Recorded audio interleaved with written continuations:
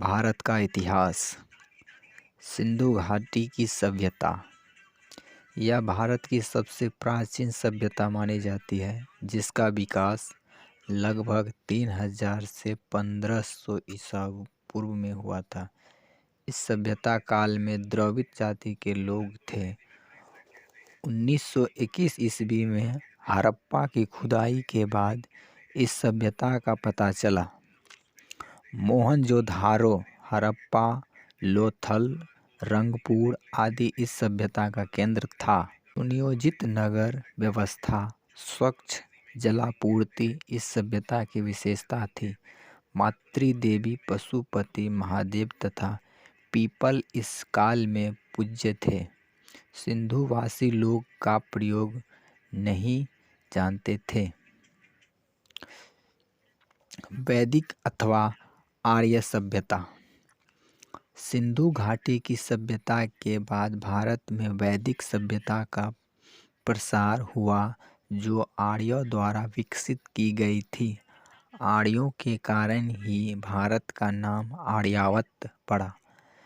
यहाँ की मौजूद सभ्यता और संस्कृति उन्हीं की देन है। कहा जाता है कि आर्य सेंट्रल एशिया में आए थे। आर्यों का धार्मिक साहित्य। आर्यों के धार्मिक साहित्य में वेद, उपनिवेश, पुराण, महाकाव्य, सूत्र, छात्र आदि शामिल हैं। वेद का अर्थ ज्ञान से है। ये कब लिखे गए ठीक तौर पर नहीं पता चला, परंतु यह कई शताब्दियों में लिखे गए हैं। इनमें आर्य के आगमन और बसने का पता चला है। वैदिक साहित्य को 4 भागों में विभक्त किया गया है: साहित्य, ब्राह्मण, आर्यावर्त और उपनिवेशिक। हंसिता का अर्थ है संकल्प। वैदिक मंत्रों को 4 संहिताओं में संकलित किया गया है: ऋग, यजुर, साम और अथर्व। प्रथम 3 साहित्यों का विशेष आदर है। उन्हें वैदतीय भी कहते हैं। ऋग साहित्य सबसे पुरानी है। इनमें उन मंत्रों का संग्रह है जो देवताओं की प्रस्तुति में गाए जाते हैं। यजुर संहिता में यज्ञों से संबंधित मंत्र हैं। साम संहिता में यज्ञों से संबंधित मंत्र हैं। साम संहिता के मंत्रों को सोम यज्ञ के समय उत्तरगाथा नामक विशेष पुरोहित द्वारा गाया जाता है। अथर्ववेद बहुत बाद का है। इनमें भूत प्रेत और रोगों को भगाने के लिए जादू टोनों का संग्रह है। ब्राह्मण, ये ग्रंथ गद्य में रचे गए। इनमें यज्ञादि संबंधित नियम का संग्रह है। इनमें अनेक प्राचीन गाथाओं का भी समावेश है। हर संहिता के अपने अपने ब्राह्मण हैं। ऐत्रेय और कौशिकीय ब्राह्मणों का ऋग्वेद से, तांडव महाब्राह्मण और जैमिनीय का सामवेद से, शतपथ का यजुर्वेद से और गौड़पद का अथर्ववेद से संबंध है। आरण्यक, इन ग्रंथों का अध्ययन एकांत वनों में किया जाता था, इसलिए इन्हें आर्य। भाषा और शैली में ये ब्राह्मणों से मिलते जुलते हैं। वास्तव में यह ब्राह्मणों के ही अंग हैं। जैसे ऐत्रेय आर्यन, ऐत्रेय ब्राह्मण का भी भाग है। उपनिषद ये आर्यों के दार्शनिक ग्रंथ हैं। इनमें आत्मा और ब्रह्म के संबंध में उच्च कोटि का आदर्शिक चिंतन किया गया है। वैसे तो इनकी संख्या 100 से अधिक बताई जाती है, किंतु 11 उपनिषद अधिक प्रस्तुत हैं। इसकेन, कंठ, प्रश्न, मुंडक, मांडुक्य, ऐत्रेय, तैत्तिरीय, छद्म, बृहदारण्यक, श्वेताश्वर। जैन धर्म ब्राह्मण धर्म के विरुद्ध एक प्रतिक्रिया थी। इस धर्म में कुल 24 तीर्थंकर हुए। प्रथम तीर्थंकर ऋग्वेद तथा अंतिम तीर्थंकर महावीर थे। इस धर्म के 23वें तीर्थंकर पारसनाथ ने सत्य, अहिंसा, अपरिग्रह का सिद्धांत दिया था। वर्धमान महावीर इनमें सच्चित्रता शब्द जोड़ दिया। कल्पसूत्र जैनियों का प्रमुख ग्रंथ है।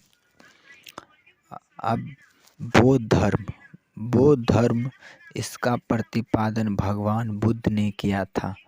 भगवान बुद्ध का विचार था कि मानव दुखों से परिपूर्ण है।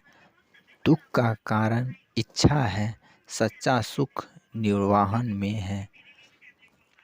सभी इच्छा पर विजय पा लेना ही निर्वाण है। उन्होंने मध्यम वर्ग का उपदेश दिया। बौद्ध धर्म के 3 तत्व हैं, बुद्ध, धम्म और संघ। सारनाथ में भगवान बुद्ध ने पहला उपदेश दिया था। दुख निरोध के लिए बुद्ध ने अष्टांगिक मार्ग का गठन किया। बौद्ध धर्म का सबसे अधिक प्रचार अशोक ने किया। मौर्य वंश चंद्रगुप्त की मौर्य वंश की नींव डालने वाला व्यक्ति था। उसने ही भारत में पहली बार एक विशाल भारतीय साम्राज्य की स्थापना की। चाणक्य अथवा कौटिल्य उसका गुरु था और उसकी सहायता से चंद्रगुप्त ने अपना साम्राज्य भारत के बाहर भी फैला दिया। चंद्रगुप्त का पुत्र बिंदुसार उसकी मृत्यु के बाद गद्दी पर बैठा। संसार के बड़े बड़े सम्राटों में अशोक का नाम भी शामिल। उसने कलंकित पर विजय प्राप्त की, परंतु भयानक रक्तपात और नरसंहार देखकर वह द्रवित हो उठा और उसने बौद्ध धर्म स्वीकार कर लिया। उसने युद्ध त्याग कर एक भिक्षुक के समान अपनी प्रजा की नैतिक तथा आध्यात्मिक भलाई के लिए अनेक कार्य किए।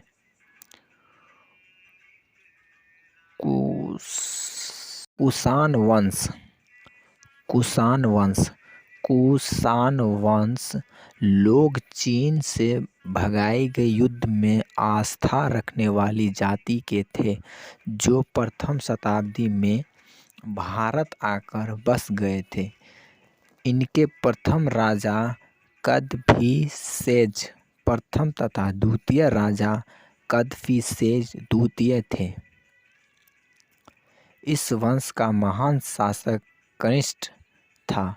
यह बौद्ध धर्म का संरक्षक था, परंतु उसका धर्म उसकी विजय के मध्य कभी नहीं आया। वही भारत का प्रथम शासक था जिसका साम्राज्य मध्य एशिया में पामीर के उस पार तक फैला था। उसकी राजधानी पेशावर थी। उसने गांधार कला शैली को प्रोत्साहन दिया। उसके राजधानी भारतीय, यूनानी, ईरानी सभ्यता के तत्वों का समावेश रखती थी। चरक नामक भारतीय वैद्य उसी शासनकाल में था। इस वंश का राज्य उसकी मृत्यु के 20 वर्ष बाद तक चला। घोष, नागार्जुन और वसुमित्र आदि बौद्ध आचार्य इसी के दरबार की शोभा थी। गुप्त वंश गुप्त काल को भारत का स्वर्ण काल कहते हैं। इस काल में भारत में एक बड़ा साम्राज्य स्थापित हो गया और विदेशी अधिकार पूर्णतः समाप्त हो गया। इस काल में राजनीति, आर्थिक, सामाजिक, सांस्कृतिक उन्नति हुई। शासन पूर्णतः स्वच्छ था। इस काल में मुख्य शासक थे चंद्रगुप्त प्रथम, समुद्रगुप्त, चंद्रगुप्त द्वितीय, कुमारगुप्त, स्कंदन गुप्ता। पुष्यमित्र शुक्ल ने मौर्य वंश के अंतिम शासक वीरभद्र को मारकर शुंग वंश की स्थापना की। पतंजलि के योग सूत्र में शुंग वंश की प्रशंसा की है। 185 से 184 ईस्वी पूर्व पुष्यमित्र गद्दी पर बैठा तथा लगभग 36 वर्ष तक शासन किया। वीरभद्र से युद्ध कनिष्क के शासन काल की मुख्य घटना थी। यूनान के साथ युद्ध पुष्यमित्र की दूसरी घटना थी।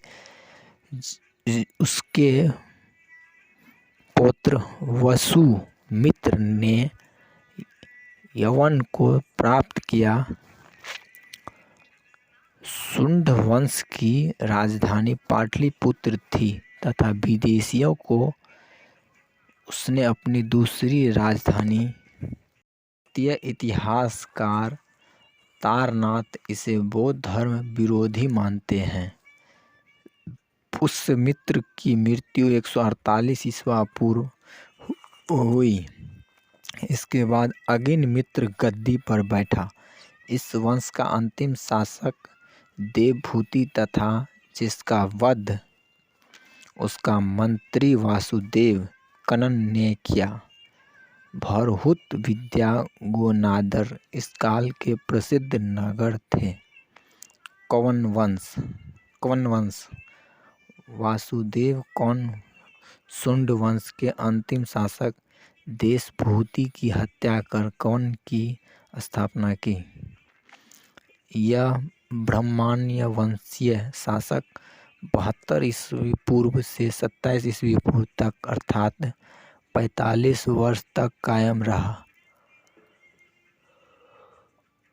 भूमिमित्र इस वंश का अंतिम शासक था। सातवाहन वंश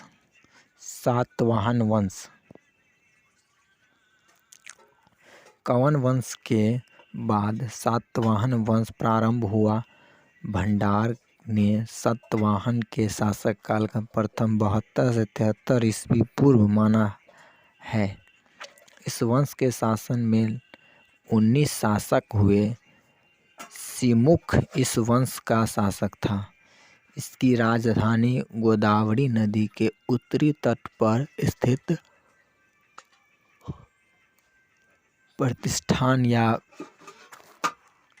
पैठन नामक नगरी थी। नाना घाट अभिलेख तथा हाथी गुफा अभिलेख में सिमुख तथा शांति कीर्ति का वर्णन है। कृष्ण सिमुख के बाद इस वंश के शासक थे। शातकर्णी इस वंश का सर्वप्रथम प्रतापी राजा था। कलिंग नरेश खारवेल ने हाथी गुफा अभिलेख का निर्माण किया था। हाल इसी वंश का एक साम्राज्य था जो बहुत बड़ा कवि भी था। इसने गाथा सप्तपदी की रचना की। गुणाढ्य नामक विद्वान वृद्ध कथा की रचना इसी काल में किए थे। सातवाहन वंश का 21वां शासक गौतमीपुत्र शातकर्णी था। गौतमीपुत्र शातकर्णी ने असिक, अस्मक, मूलक, सुराष्ट्र, अपसत, अनूप, विद्वर्त, अनवंती तक अपने साम्राज्य की स्थापना की। 24 वर्ष शासक थे। गौतमीपुत्र शातकर्णी की मृत्यु हुई। इसकी मृत्यु के बाद शातकर्णी के माता गौतमी बलश्री ने मासिक अभिलेख खुदवाया जिसे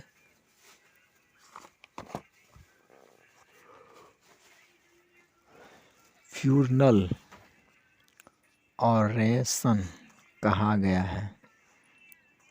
सातकर्णी की मृत्यु के बाद उसका पुत्र वशिक पुत्र पुलमाही राजा बना, जिसने 24 वर्ष तक शासन किया था। नवन नामक नगर बनवाया। अमरावती स्तूप का निर्माण इसी के काल में हुआ।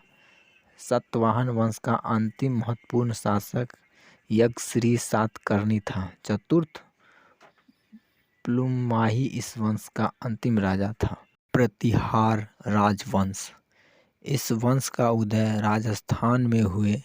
इसके वंशज स्वयं को लक्ष्मण का वंशज बुलाते थे।